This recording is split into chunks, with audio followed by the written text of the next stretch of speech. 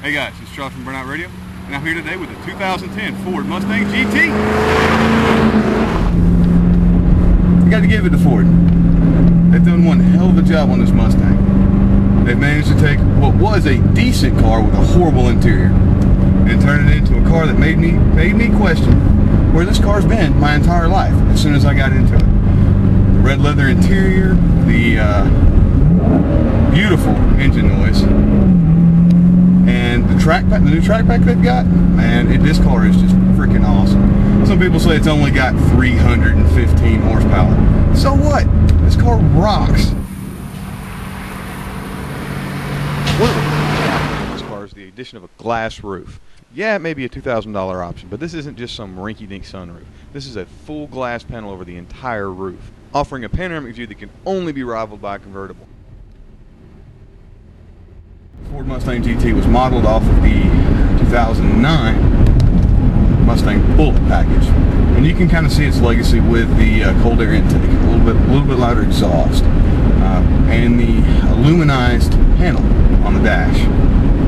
Ford has taken the previous generation's well-designed but poorly executed interior and turned it into something worthy of praise, with liberal use of soft-touch materials, weight-matched buttons, and some of the best ambient lighting available in the industry. An interior of this caliber is not something you'd expect to see in a Mustang. As you guys may have noticed by now, this car's got a red leather interior with white stitching. And I have to say, at first, I didn't like it, because I'm not much one for wild interior. But I have to say, it has grown on me. I mean, it's wild enough to be out there, but it's something you can live with every day, something you'll like to have in your car 10, 15 years down the road. The 315 horsepower 4.6 liter V8 may be unimpressive on paper, but it still provides plenty of power for a hard launch 0 to 60 time right around the 5-second mark. One thing that makes the Mustang so fun to drive is the 5-speed manual transmission, which makes gear changes crisp and blistering fast. That is provided you can work the clutch quickly. One area that could use improvement is the gear ratios. They are extremely tall in this car, with second redlining at 80 miles an hour. I'd like to see the close ratio 6-speed from the GT500 get handed down to its little brother, because as we all know, there's nothing more enjoyable than banging through the gears with a close ratio gearbox on a deserted 2-lane country road. Ford has done an absolutely wonderful job with suspension on this car. This car we're test driving is equipped with a track pack, which means it's got a stiffer suspension than stock. True, the suspension does have a tree trunk out back for a live axle suspension. And yeah, that's a little bit antiquated technology. But you know what? That keeps the car cheap. And, might I add, fun to drive.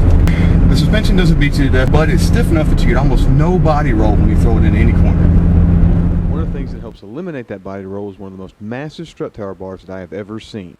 Regardless of how well a car handles, or how fast it can get from 0 to 60, the real test of how cool a car is has to be how good it looks. And this is one of the best looking Mustangs ever. The subtle changes from the previous generation are exactly what this car needed.